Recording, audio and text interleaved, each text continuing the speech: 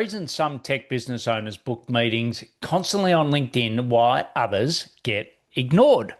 Donald C. Kelly knows exactly why. And in this episode, he's going to show you how to break through the noise with relevance and personalization at scale. Hello, I'm Paul, and welcome to my podcast, the Paul Higgins Podcast. And as I said, in this episode, I talked to Donald C. Kelly from the Sales Evangelist, one of my favorite sales podcasts. You will learn from Donald three key things. One, why you need to lead with the real pain, not the service level problem, before single outreach messages is written. You're going to learn three things from Donald. First, why you need to lead with the real pain, not the surface level problem, before a single outreach message is even written. How to use LinkedIn engagement, personalized connection requests, and bridging emails together as a system that moves prospects from strangers to booked calls, and why getting on people's podcasts like mine is one of the most underutilized pipeline tools available to tech business owners, and when it's worth handing the process over to someone else. Donald C. Kelly is the founder of the Sales Evangelist and the host of one of the top-rated B2B sales podcasts in the world, and I can vouch for it. It's heard in over 155 countries. He's a LinkedIn top voice in sales and a three-time Salesforce top influencer. Donald has spent over 10 years helping sellers and entrepreneurs build pipelines and close bigger deals. Over to Donald, the salesevangelist.com. Donald, great to have you here. Paul, thank you so much for having me. I am humbled to be here. I'm grateful for the opportunity. Well, vice versa, because as I said, I've listened to all of your Sales Evangelist podcasts. That Donald C. Kelly intro is like something I'll never forget. And it's great to have you on. And we're going to have lots of value for you listening today. But why don't we kick off just to clarify who do you love to work with? Oh man, I love working with sales leaders. Mostly they're in mid-sized companies or SMBs. Usually the SMBs are building out their sales team and they're looking for counsel and guidance and consulting on how we can make that effective as a go-to-market strategy. And then the ones who have established teams in the mid-market, they're just looking for ways to be able to sharpen their sales team's efforts. So usually it's more of like, coming in, fine-tuning their outbound campaign with LinkedIn or whatnot. And those are fun, and that makes it exciting. And the reason why I like working with that group of people, those sales leaders, is because it's all about the measurement, right? They want to see results, and that makes it fun when you can really come in and really work with an organization, help them see results. That just makes it fun. And everybody loves to sell and love to win, so win sales. Yeah. So it's fun and exciting. Yeah, great. And what are some of the problems, challenges that they often have? By far, at SMBs, it's usually what I find is when they're leaving on a founder-led sales and they're going into a motion where they're building out a sales team. Yeah. One, how do I get a team put together? Where do I even start? What do I need to provide for them? Or I don't know how to hire the right salespeople. I don't know how transition my institutional knowledge to them. I don't even have a system in place, process. What CRM is the best one to be able to utilize? That's where we come in and we work magic. And then on the other side of the companies that are going to market already, usually it's the biggest problem that they have. It's the salesperson is doing a lot of cold call, a lot of emails, but they're not quite converting as much, and they want to maximize LinkedIn. And that's where we can come in and we show them my philosophy, and we could touch base on this a little later. I go to LinkedIn first, and then I go to email and phone, and that model has been very helpful. So usually people want to tap on us for that in the mid-market level, help us maximize, help our team do better with LinkedIn. Great. And how do you solve that for them? Like what are the best ways that you work with, in particular more the SMBs, because it's probably a better match to you listening. But how do you work with them? Yeah, the first part usually is I typically go in as a consultant to be able to go and see what's going on underneath the hood. Once we identify what's working, what's not working, what's the best go-to-market strategy, we help create a playbook. So we systematize what they may have already, coupled with our institutional knowledge to help them to have something fluid that they can utilize. And usually at that point, it's more of getting their people on track, training the internal individuals, And then it's building the team. So hiring. Sometimes I go in as an more like the pseudo sales leader, so to speak, or sometimes you may call it a fractional role where we help to get that sales team started, hiring the individuals, training them on the system that we did build as we consult, and then helping them to be able to progress, perhaps even graduating somebody internally to become that team lead to help oversee the sales, or as they hire someone to bring someone in. But that's that SMB side. But the biggest component, though, if you go even granular, what I find as you go into the go-to-market strategy, most people think they know who their ideal customers are and what their individual pain is, but that piece always is a fun one. How do we help find that? I like to look at competitors. So I identify who are my clients' competitors, who are the people in their industry. If they're going after a business, somebody else might go with blank company. Usually those bigger organizations have some kind of case studies, and that's a great way, litmus test, even if you don't know who your ICP are, which is the ideal customer profile, to be able to get an idea who that ideal customer is by borrowing from your big competitors, profile and the pain that they have. But usually, though, if somebody is selling already, they have a good idea. So we help them to build that piece out, their ideal customer, and then now identifying what's the true pain. I just did an episode on this, Paul, because sometimes people will go for the surface level problem rather than the real pain. And you need to sell to the real pain. So we do that through you can use AI, and we'll talk about this later, like Chat GPT to help figure that stuff out. And I'll give you an example. I was working with this guy. One of the things that they sell is lead generation services, right? So in their industry, companies will partner with them for them to provide leads. So he was going after this particular industry. It was, I think it was the, let's say roofing industry. And in the roofing industry, it's like, did the marketing director really want leads? And that's a surface level problem. Like we want more leads. Yes. But you tell me what consumer-based company is not going to have leads already? They're getting leads. Yes. And that's not the problem. But in a company where you say we provide leads to you, everyone thinks that's what they want. Like for me, sales training, I'll go to someone and say, we can help you get sales training. Nobody wants sales training. That's not a real problem that they have. They have some kind of sales training. Yes. Similar, they have some kind of leads. What the problem that they have was the quality of leads is that it's not that great. Once you can speak to that, you become a magician, so to speak. And that's what I saw made the biggest difference with this particular prospect. And the same thing I apply with all of these clients. We help them find what is that real need your prospects have. And once we can get that real need, your messaging becomes fine-tuned. Now that you have your messaging, what we typically do with them is now we go to party. And what I do with that is I'm a big fan of LinkedIn. Most industries, you can start using LinkedIn. If you're doing a consumer base, maybe a little bit more challenge, but for the most part, you can go to LinkedIn. And I'm a navigator type of guy. So we love the features there. So now we know the ICP, we understand the challenge that they have. We believe in multi-threading. So we identify maybe the 2, 3 people in the organization that they need to go after.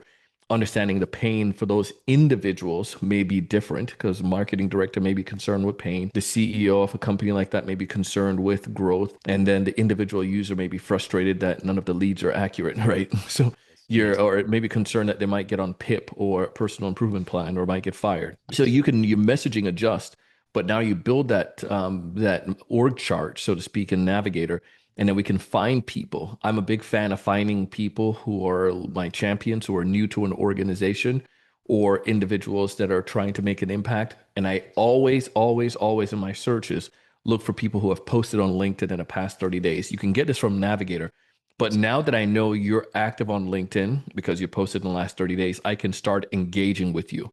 The philosophy that I follow is something simple, Paul. It's called one, you've got to break through the noise, Yes. which is getting the attention. Two, once you get the attention, you need to get engagement. Now that I got engagements leads to conversations. Conversations leads to opportunities, and opportunities lead to obviously like deals, that appointments and deals. But that's the avenue. And the big part that most people forget, if you go back to the surface level, well, we're just going to try to get an appointment. So they skip to like step number 3 or 4 when they did not break through the noise, or they did not get engagement, or they didn't have the conversation. They're just trying to get that appointment. Paul, I would love to get an appointment with you. Break through the noise. So once I do this on LinkedIn with these SMBs, once we can get them to start actually to engage on somebody's social posts on LinkedIn. A LinkedIn connection request because the second thing in the plan at that point. But here's the cool thing about this. I did one today. There's a gentleman, he posted about being, and I got a reply already, right? So he posted about being, the post was around positivity, about clarity, how leaders need to have clarity. So I engaged with them. I sent a connection request. Yes. Then, so I did the first part, grabbed attention. Because here's the other thing, the fun part with this, Paul. Most people, if there's a post with 20 engagement on it, 20 likes, so to speak, on LinkedIn, you're probably going to see maybe 1 to 2 comments because most people are lurkers, or Yes. if they're brave enough, they'll like something, but they will not post or comment. So now I commented, so I stood out of the pack. My email that I sent to him is a story, Yes. right? So I tied that back to the post that he had on LinkedIn and used that. And my email was like 1 to 2 sentences. Yes. And it was his brevity was there, so it made it easy for him to respond like a text message. And that was for sure very helpful from on that point. The point I'm making though, they started off that engagement. I Yes. started off with that grabbing attention.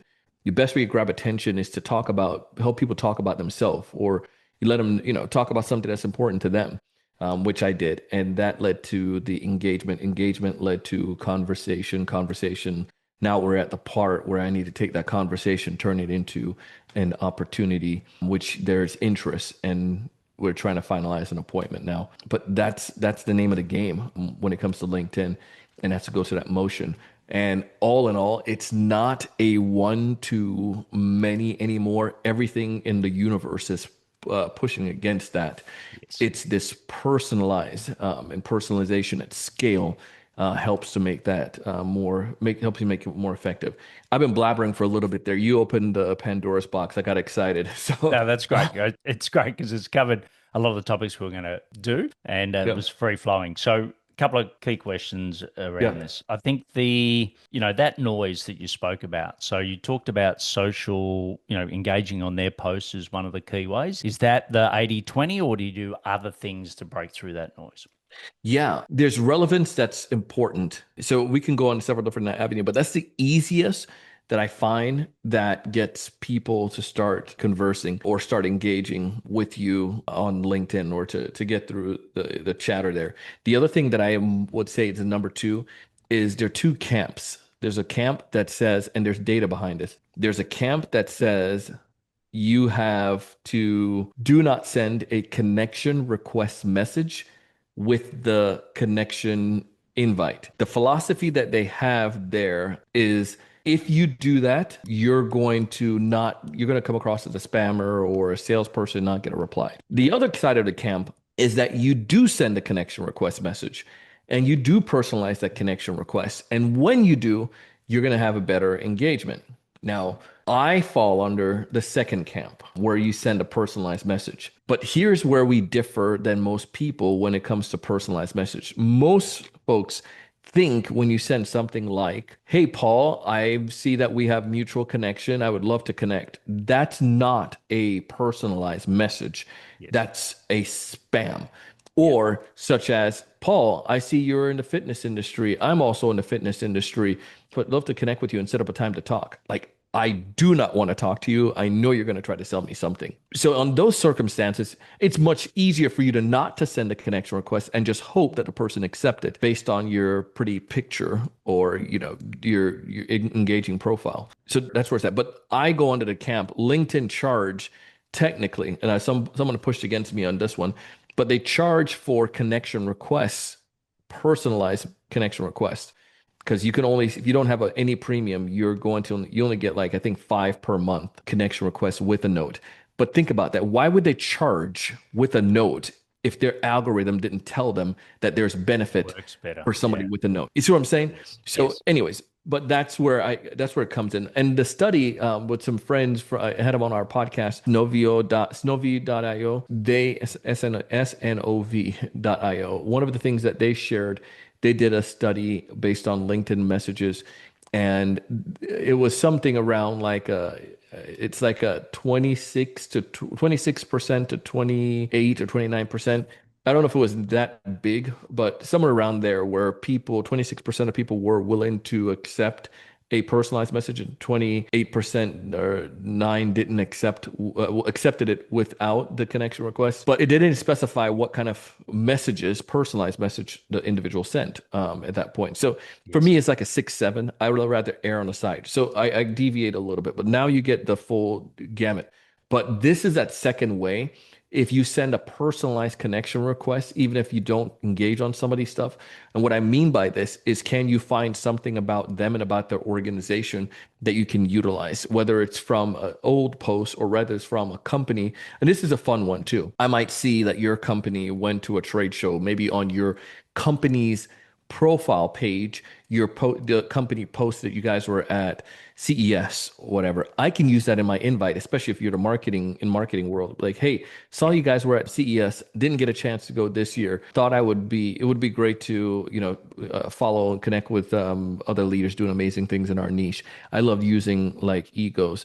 The person ego. So using that, always love to connect with others doing amazing things in our niche. Permission to connect here on LinkedIn, but it's personalized enough that I saw that you guys went to CES, didn't get a chance to engage with you guys. Can we connect here? Now that's, like say, oh, cool. Yeah, you guy paying attention to us, and that's a brand. But if I can find something about the individual, that's a great one. I'll give you another example. This guy posted once. He had his kid and his family, and he was doing a hike. He lived out west in like Utah and or Colorado, western states in the U.S. And I think it was Utah. And he had this something with the hike. I simply went to school out west and do enough work out there. So I was like, I think one of the example was like, hey, is that Mount Timpanogos in the background there in your background image? Anyways, always looking to connect with other sales leaders, permission to connect here on LinkedIn. Harmless enough, right? Yes. And that leads to the engagement. So that's about the individual and stuff that they reveal. I didn't say anything about his kid because that's kind of creepy. You're not going to do that, but you do Yes. the things that's there. So the first motion is, can you engage on content? Number two, can you grab their attention from stuff that they've shared without necessarily a post or what the company have shared, to use that to grab the attention and start the conversation. And you talked about niche. I'm assuming you believe that the riches and the niches are the niches, right? So we won't go down that rabbit hole. But Yeah. given that, so like a lot of my clients go, that's the number one thing, right? Until you pick your who, forget everything else, right? Because your who is most Yes. important. So mutual connections, right? So if you're very well known in an industry and you've got lots of clients in that industry, how valuable is it to use a specific mutual connection versus, like you said, we've got 197 mutual connections. Who cares, right? But using a specific name, how well does that work in the world of LinkedIn at the moment?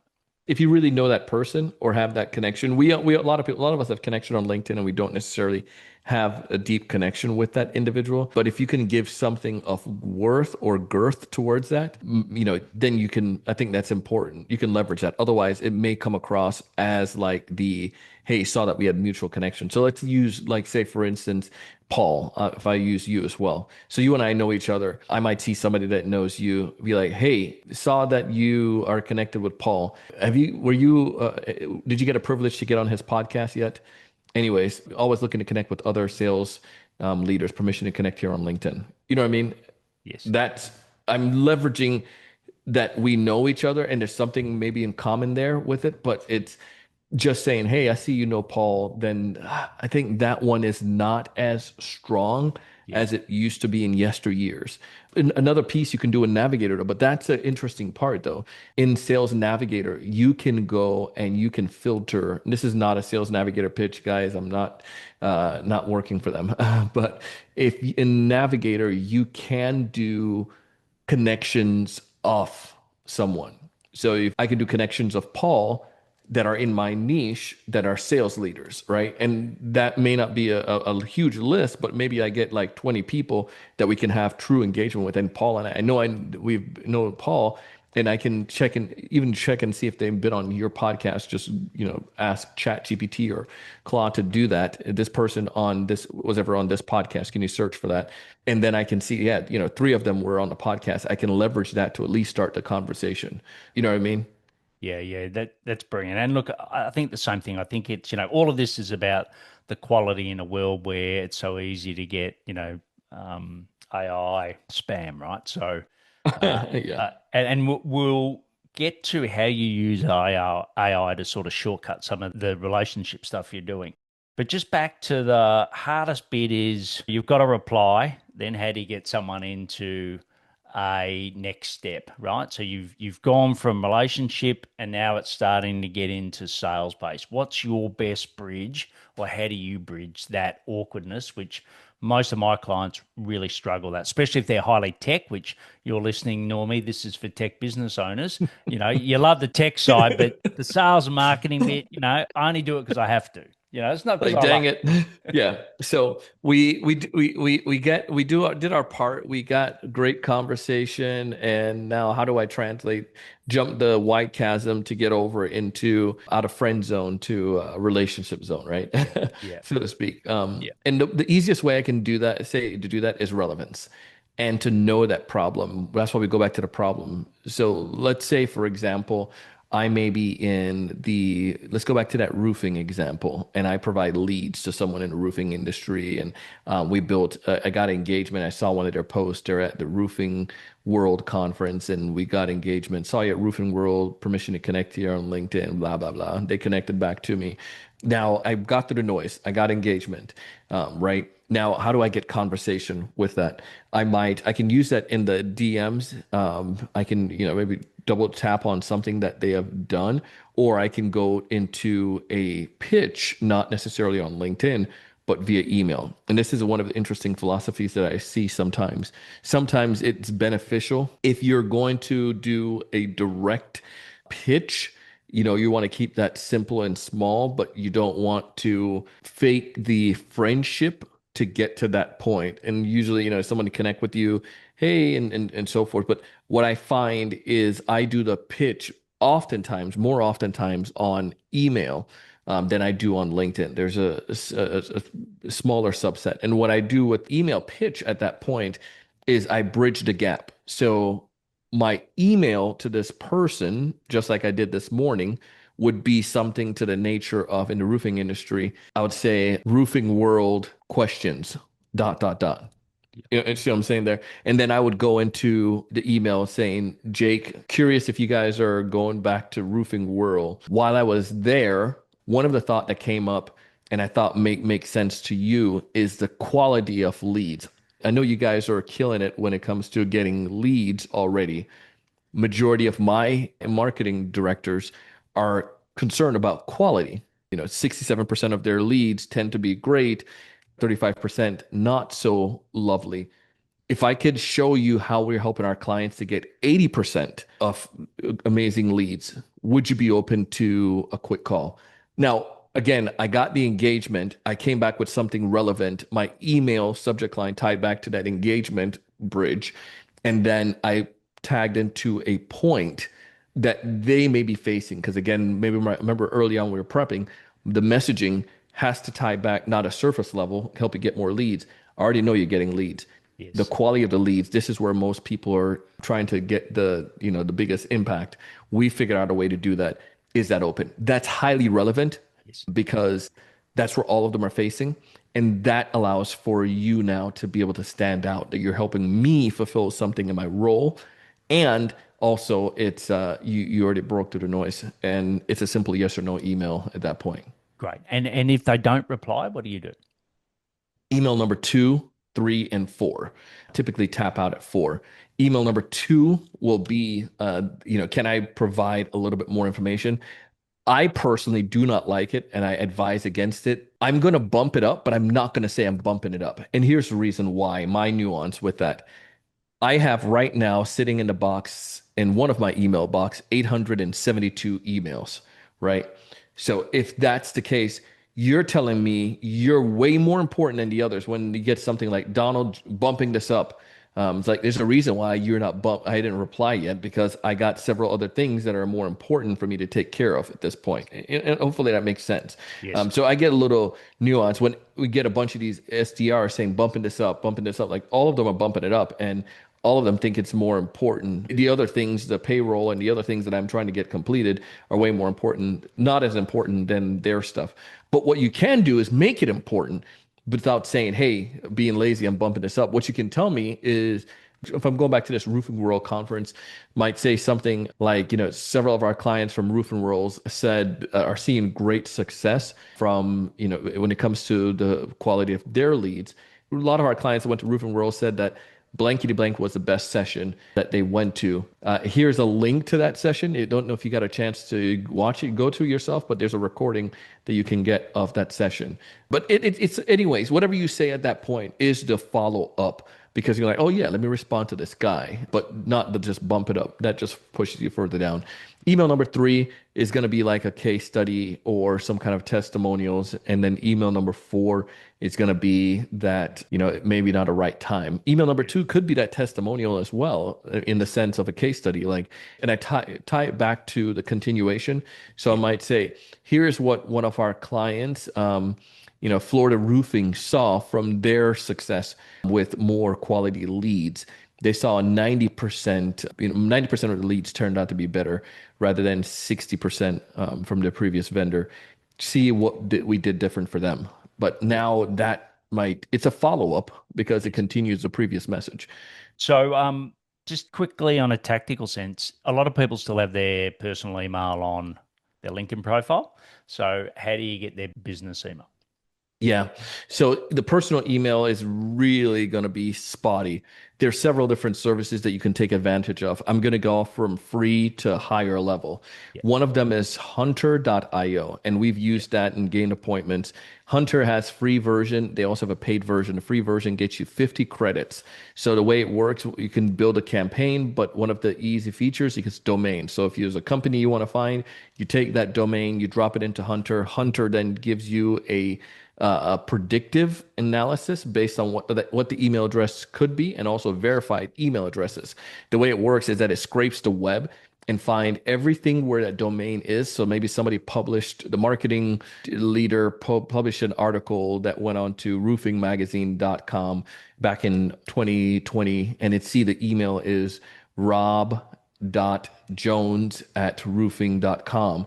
Well, that's the commonality. Or it may say, you see our first name, last name, our first initial, our last initial, last name at roofing.com. It gives you some predictability, and it looks and sees options, but it's going to say, hey, I found this one, and it's verified that that's the real email address because that was on an article.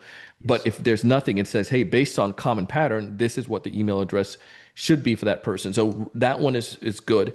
And we used that one for a little bit until we upgraded to their paid feature.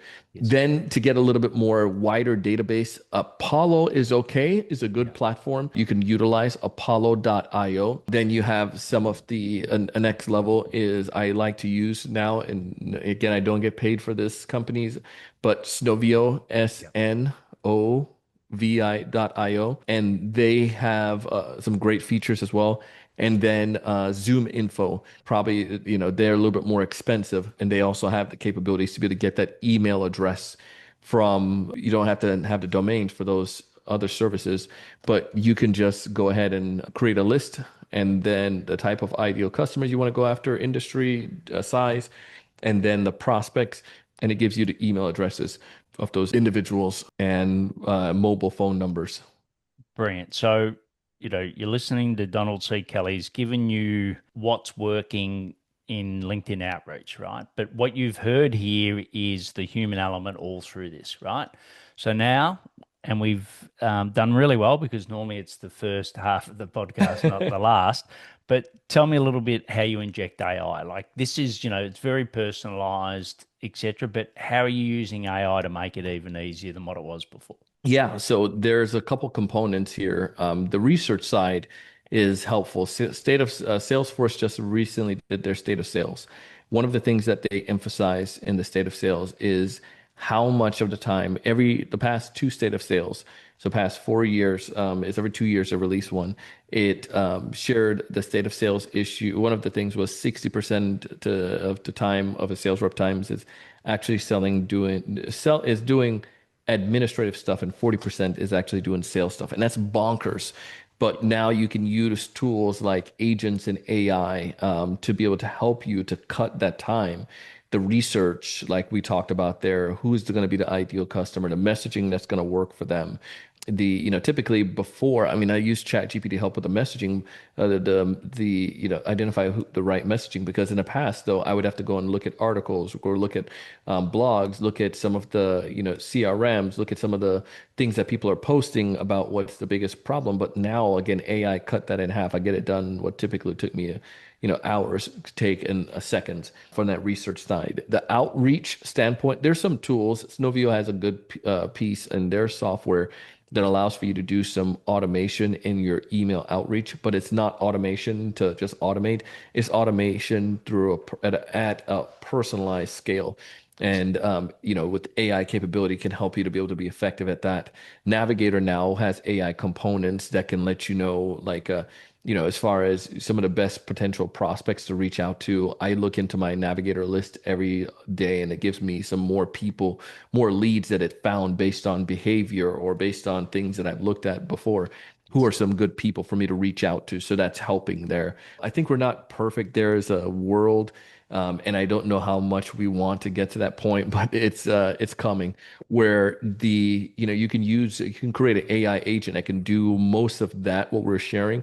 And there's some people want the AI agent to actually have conversations or send out emails on your behalf. And you could potentially do some of those things as well. But the challenge I find is that there's a laziness that slip in and then it becomes monotonous.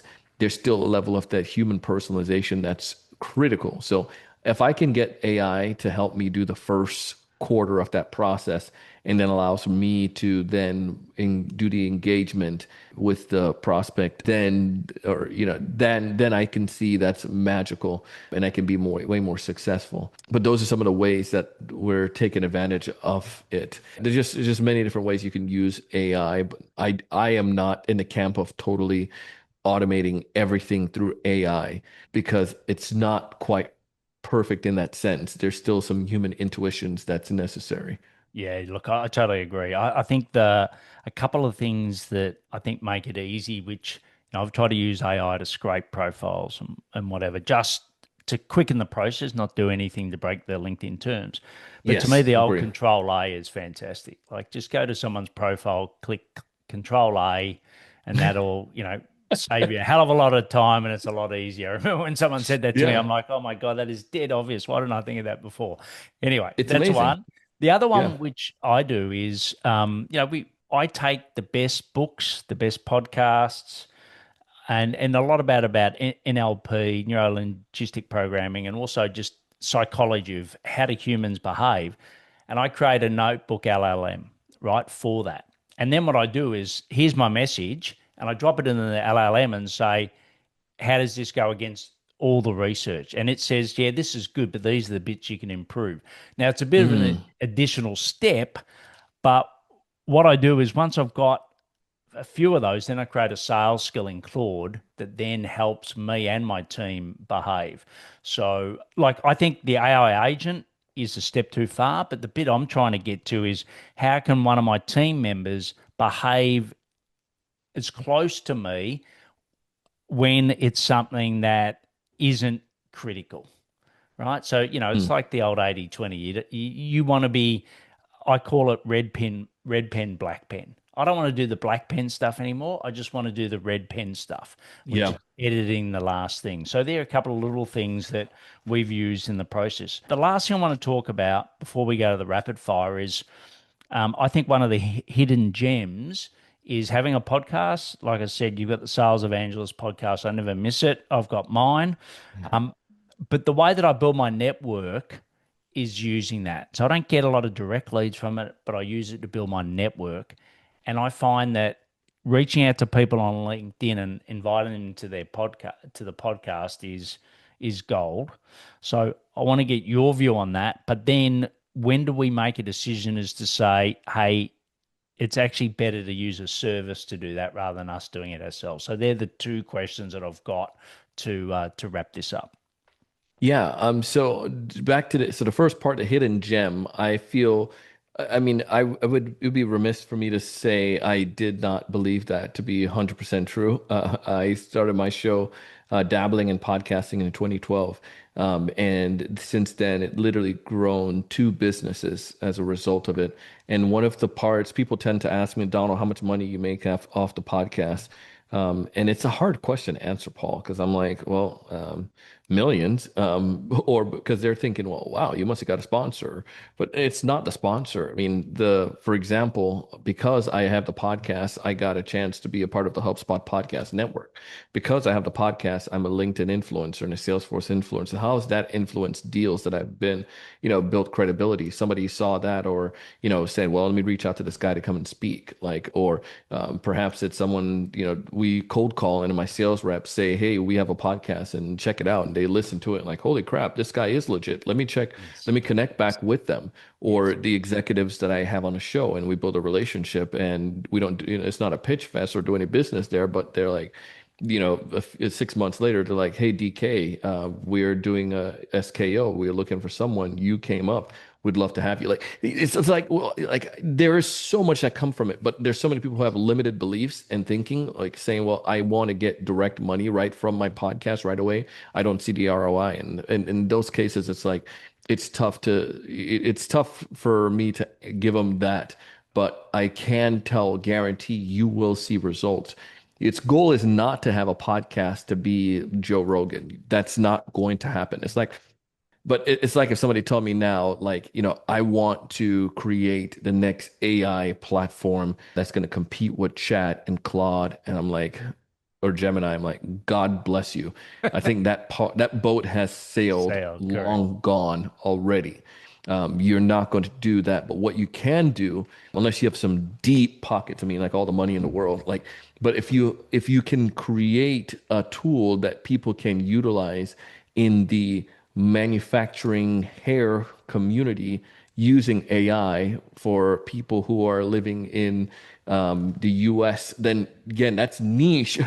That's you can probably find some success there. Your goal is to not become the Claude or Anthropic or the Chat GPTs of the world. Your Yes. goal is now to become, when it comes to podcasts, it's not to become the Joe Rogan or How I Make My First Million. It's to become that big fish in a small niche. And if it's the roofing industry, can I be known in the commercial, not just roofing, commercial roofing industry in the US? Like that's niche enough. You Yes. probably have like, maybe your market share is at that point in a number of other companies you're trying to go after is, 10, 20,000. Yes. Well, great. Now 20,000, how many of those companies know you? Well, I'm known by 40% of them. Congratulations. Big fish, small pond. You know what I mean? Yes. Your Yes. podcast helps you to do that. And that's the power. And I think that's where we became a big fish in our small pond in the B2B sales industry. And one time I thought I was bigger. I was a small dog barking up at the big dog. I went to Marriott to stay and in Orlando when I early on my podcast gained some success.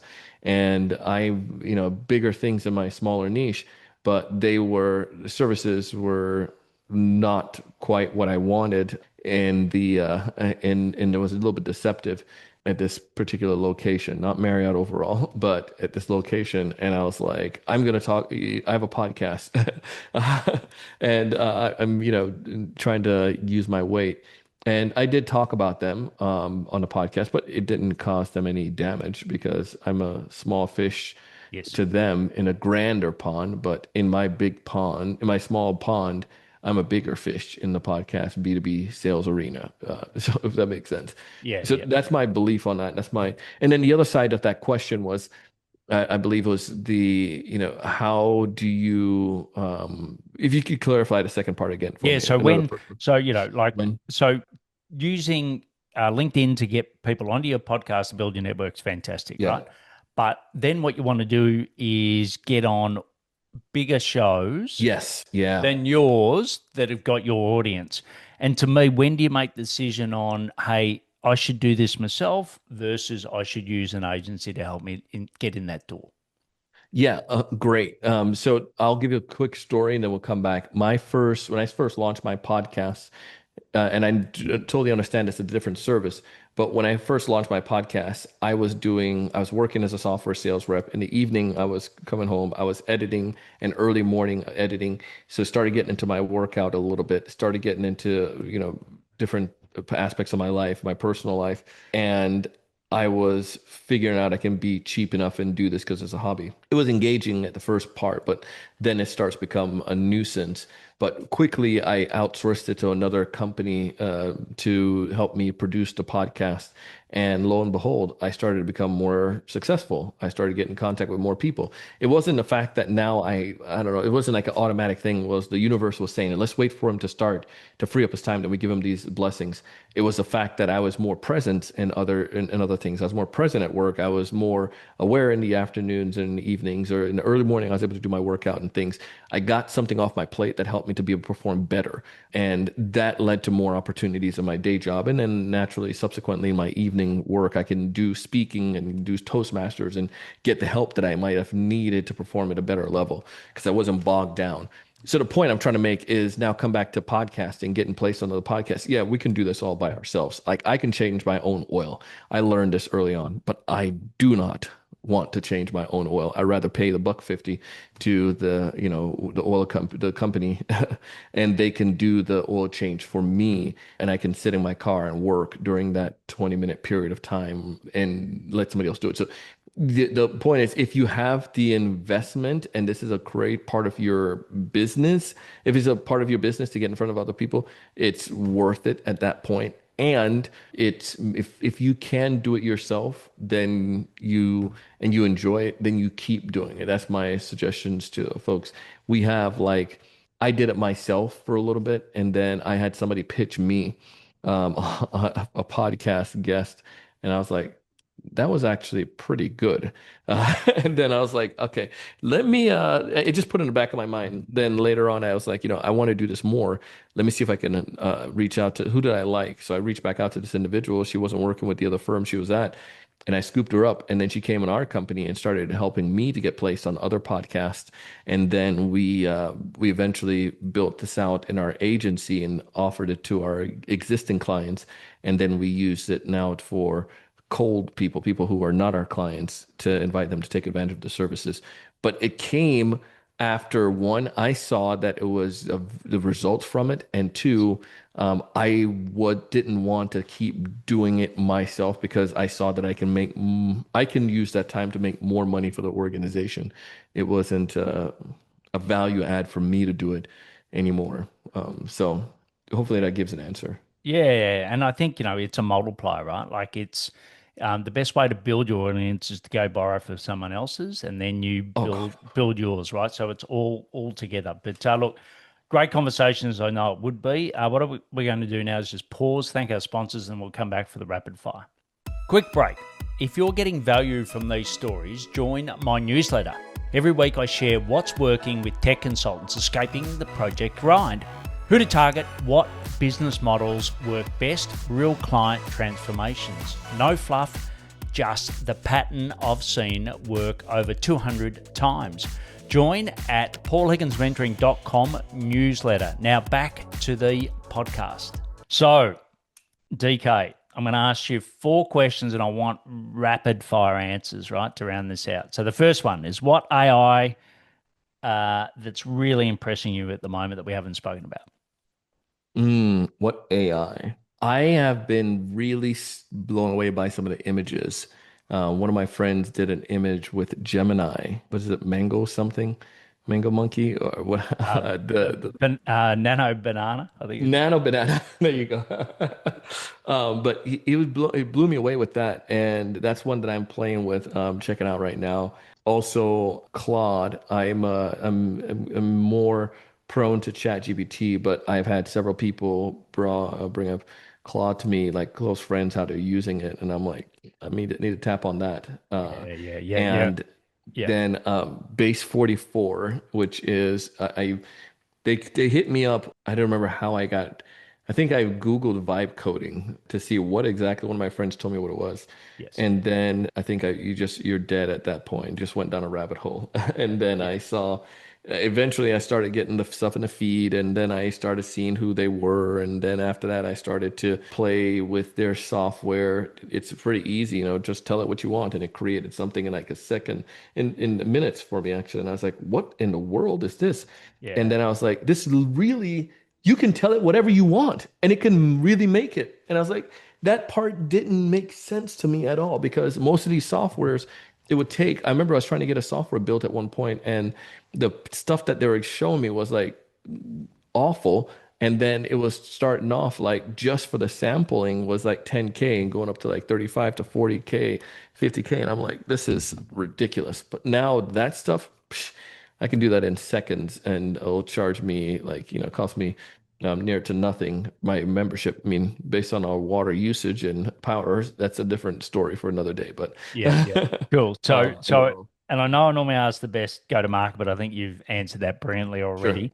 So, learn. Where do you go to learn more? I love learning from LinkedIn. In particularly, I like Substack. I Hmm. like to, because people tend to put a lot more girth into their content there. And I'm also, as far as like business, I use my podcast of one that I check out is Business Wars.